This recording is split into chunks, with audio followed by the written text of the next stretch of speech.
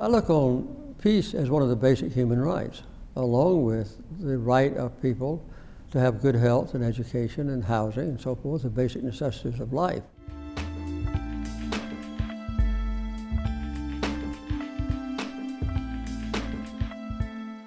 The Quarter Center's slogan is waging peace instead of waging war. But that means an aggressive effort in every troubled international incident to have peace as a preeminent consideration and a goal. I'd say it's a matter of mutual respect for others. It's not just an absence of war, it's a positive, to use a religious phrase, attempt to love your neighbor and to put that idealistic and simple phrase into practical application in international policy and domestic policy as well.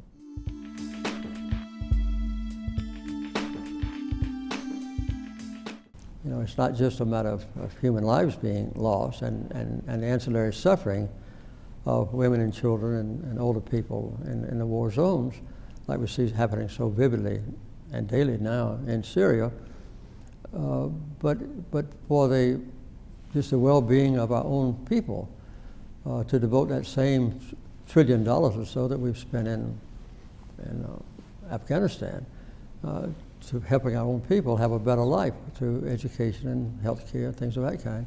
So I think you don't have to rationalize, you can have tangible choices to be made. Mm-hmm. But I think the general public needs to have that message and that emphasis coming from the White House on a sustained and I'd say genuinely thoughtful and believable basis.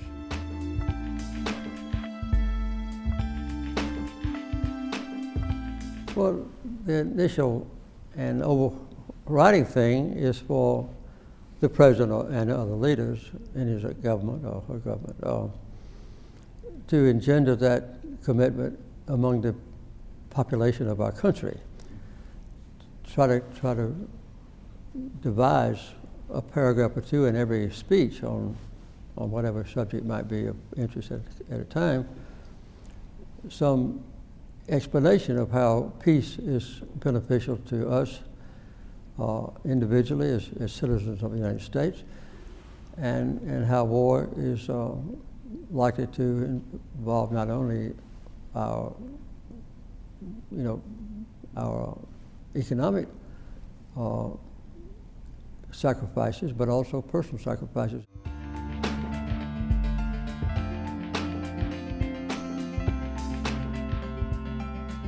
I think the achievement of the sustainability goals, which is almost inevitably going to improve life.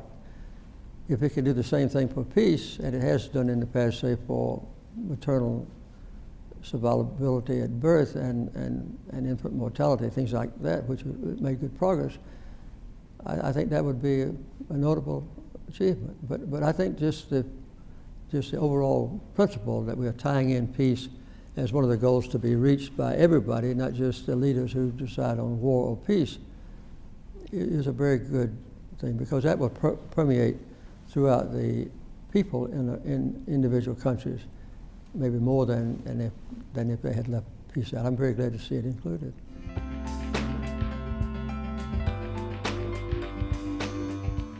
I think we ought to be known in the most remote areas of the world as a champion of peace, so that people that are threatened with a civil war or maybe a war with a neighbor would have their first thought, why don't we go to Washington?